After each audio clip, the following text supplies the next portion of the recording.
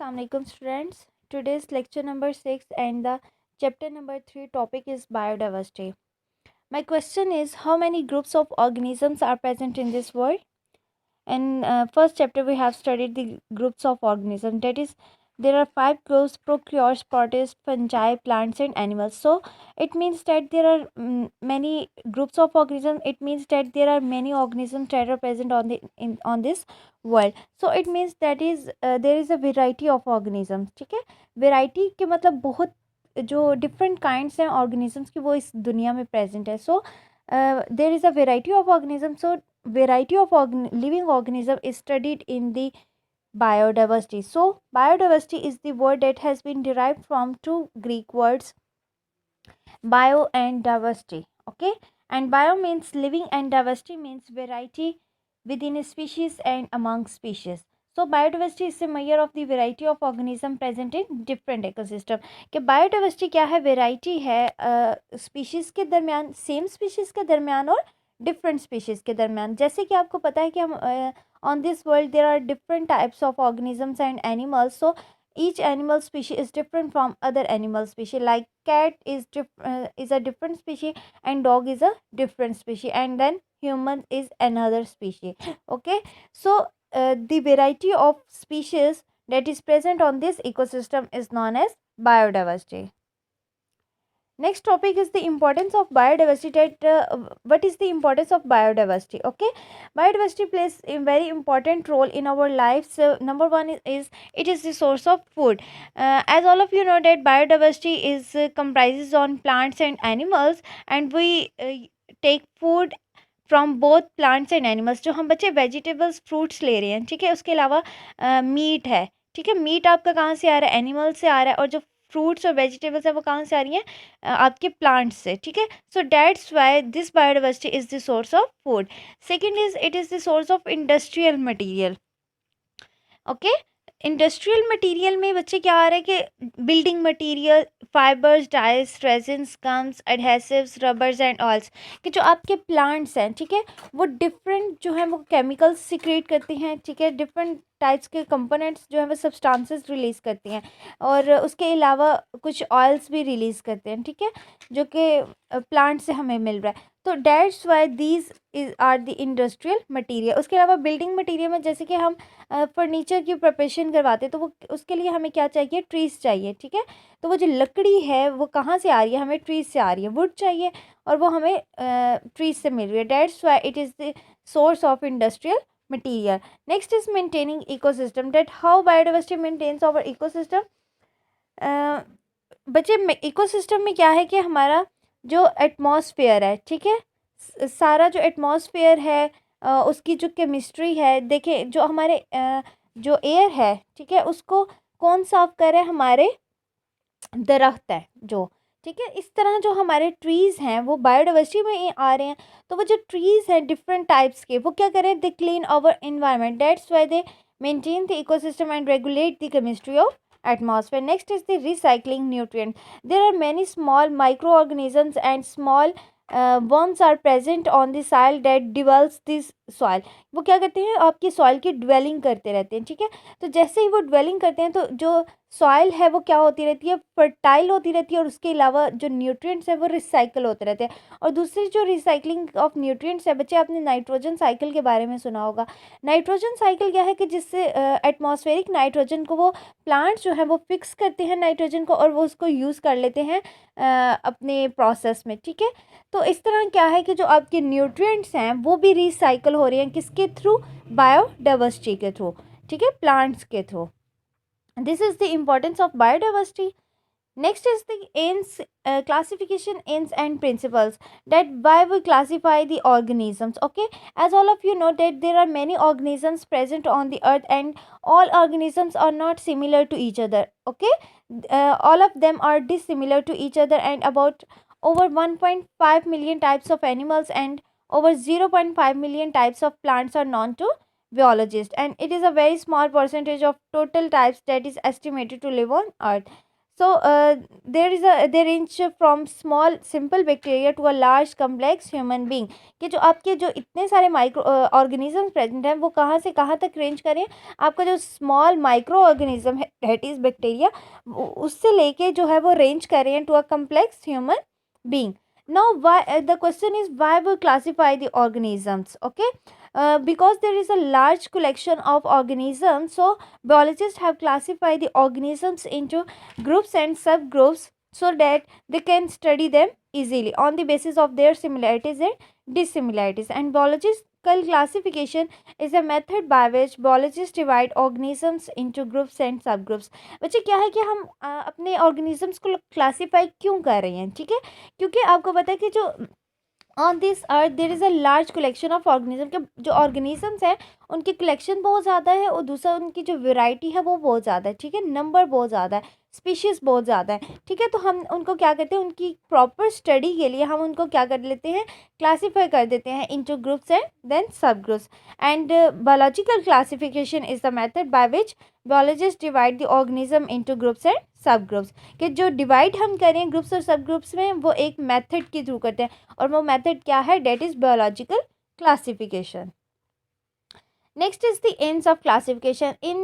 We classify the organisms by the branch of biology, and the branch of biology which deals with the classification is known as taxonomy. And the second is the branch which deals with the classification and also traces the evolutionary history of organism is known as systematics. बच्चे ये दोनों taxonomy और systematics दोनों एक दूसरे से क्या है, डिफरेंट है लिटिल बिट. ओके, टेक्सोनॉमी में क्या है कि हम क्या, ये ब्रांच है बायोलॉजी की जो क्या करिए सिर्फ और सिर्फ क्लासिफिकेशन को डील करिए, ठीक है. लेकिन सिस्टमेटिक्स में क्लासिफिकेशन के साथ साथ हम ऑर्गेनिजम्स की एवोल्यूशनरी हिस्ट्री को पास्ट में को भी देखते हैं कि पास्ट के अंदर ऑर्गेनिज्म में क्या चेंजेस आए, ठीक है. बच्चे क्या है कि जो टाइम टू टाइम ऑर्गेनिज्म में मॉडिफिकेशन होती है, चेंज आता है, that is known as evolution. Okay, so evolutionary history के ऑर्गेनिज्म को भी स्टडी किया जाता है, उसके अलावा क्लासिफिकेशन को स्टडी किया जाता है किसमें, सिस्टमेटिक्स में.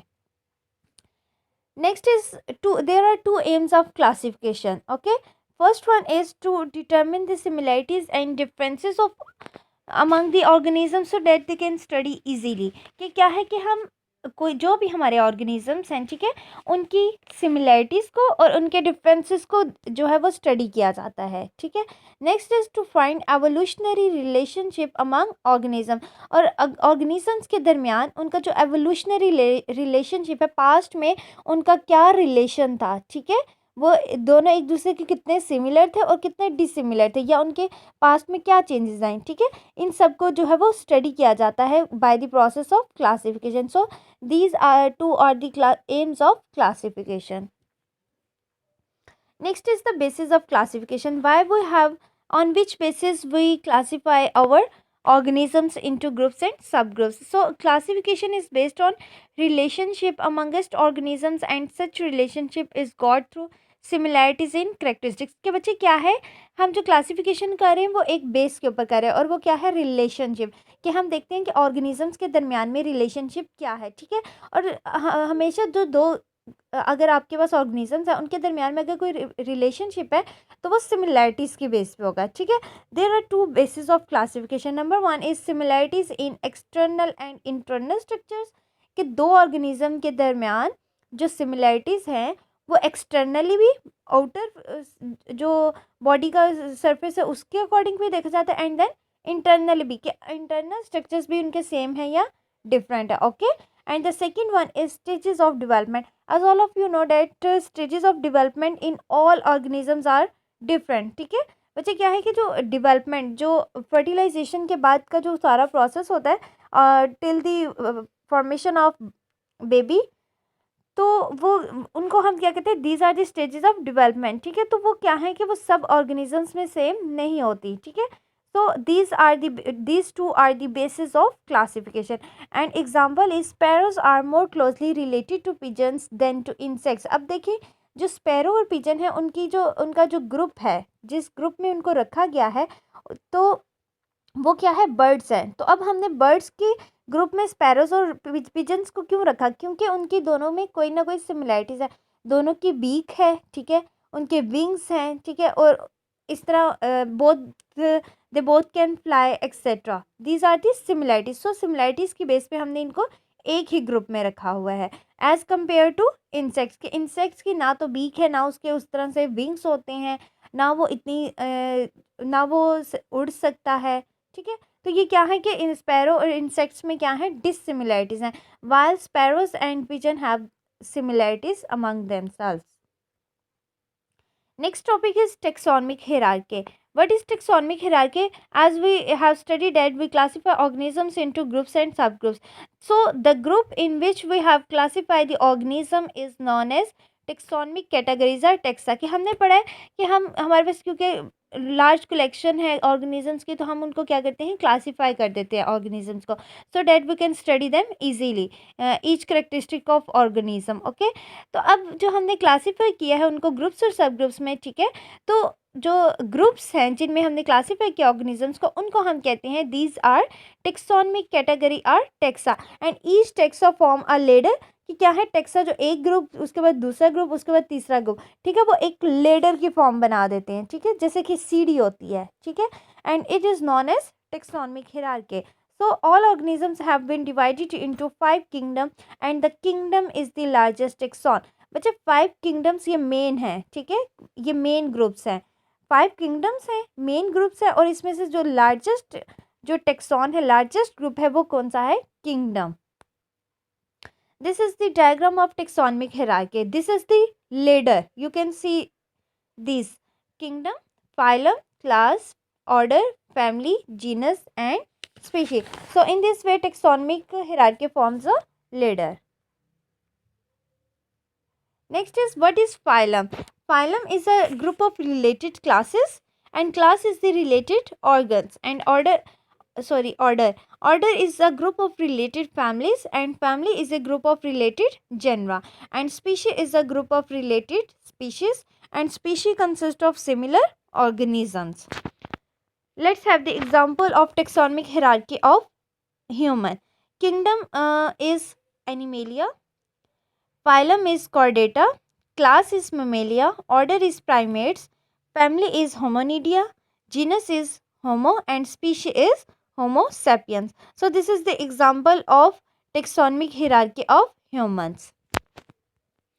Next topic is the species. As all of you have studied the species definition in first chapter, and all of you are familiar to species, that a species is a group of organisms which can interbreed freely among them and produce fertile offsprings, but are reproductively isolated from all other such groups in nature. कि species क्या है, organisms का ऐसा group है जो क्या करते हैं, interbreed करते हैं, और interbreeding के बाद further वो क्या produce करें, fertile offspring. Fertile offsprings are those offsprings which can further reproduce, okay, but are reproductively isolated. बच्चे इसका क्या मतलब है कि जो स्पीशीज होती हैं, ठीक है, एक स्पीशीज दूसरे स्पीशीज से रिप्रोडक्टिवली क्या है, आइसोलेट है, डिफरेंट है, ठीक है। एक जो स्पीशी का ग्रुप है वो दूसरी स्पीशी के ग्रुप से क्या होती है, सेपरेट होती है। And in the definition of species we must emphasize in nature.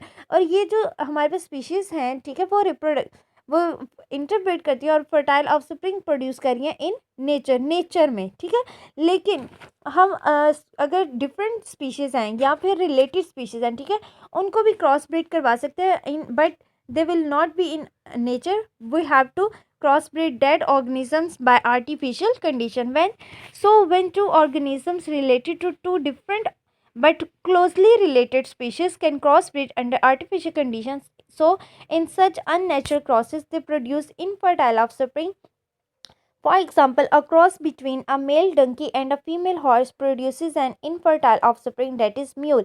कि बच्चे क्या है कि दो ऑर्गेनिजम्स हैं, ठीक है, उन दोनों की स्पीशी जो है वो डिफरेंट है, लेकिन क्या है, रिलेटेड स्पीशी है, कुछ हद तक उनकी स्पीशी क्या है, रिलेट कर रही है, लेकिन वो क्योंकि डिफरेंट है तो वो नेचर में क्या है, इंटरब्रीड नहीं कर सकते। सो आर्टिफिशियल कंडीशंस में उनकी क्या करवाई जाती है, क्रॉस ब्रीडिंग करवाई जाती है। जैसे ही उनकी अननेचुरल क्रॉस ब्रीडिंग करवाई जाती है, ठीक है, तो वो फर्दर ऑफस्प्रिंग प्रोड्यूस करता है, और वो जो ऑफस्प्रिंग होता है वो क्या होता है, infertile.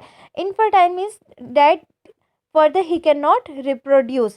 So example is when we cross a male donkey and a female horse, it produces an infertile offspring and that is mule. So today we have studied about the biodiversity, that is the variety of species, living organisms among them, and importance of biodiversity, that it plays important role in food, industrial material, maintaining ecosystem, regulating the chemistry of atmosphere, and recycling nutrients. Next is the classification. As all of you know that is a large collection of organisms, and organisms are dissimilar to each other, and about 1.5 million types of animals and 0.5 million types of plants are present on this world. So to study such a large collection, organisms divided into groups and subgroups so that we can study them easily, and biological classification is the method by which biologists divide organisms into groups and subgroups. Next is the aims of classification. There are two definitions: taxonomy and systematics. Taxonomy is the branch of biology deals with classification, while systematics is the branch deals with classification and also traces the evolutionary history of organism. These are two aims of classification: to determine the similarities and differences of organisms among themselves, and to find the evolutionary relationship among organisms. Next is the basis of classification. We classify the organisms on two bases: the similarities in external and internal structures, and number two is stages of development. Next is taxonomic hierarchy. Taxonomic categories are: taxa is the group into which organisms are classified, and taxoforms are later, that is known as taxonomic hierarchy. And all organisms are divided into five kingdom, and kingdom is the largest taxon. This is the taxonomic hierarchy: kingdom, phylum, class, order, family, genus, and species. Next is the species. Species is a group of organisms which can interbreed freely among them and produce fertile offsprings, but they are reproductively isolated from all other such groups in nature. And when we cross breed those organisms which are related to which have related species, but they have different species. For example, a cross between a male donkey and a female horse that produces infertile offspring, that is mule. Today's diary is learn the topics from biodiversity to species, page number 31 to 35. Means के biodiversity से species तक जितने topics हैं वो सारे आपके include हैं. ठीक है, page number 31 to 35. Thank you.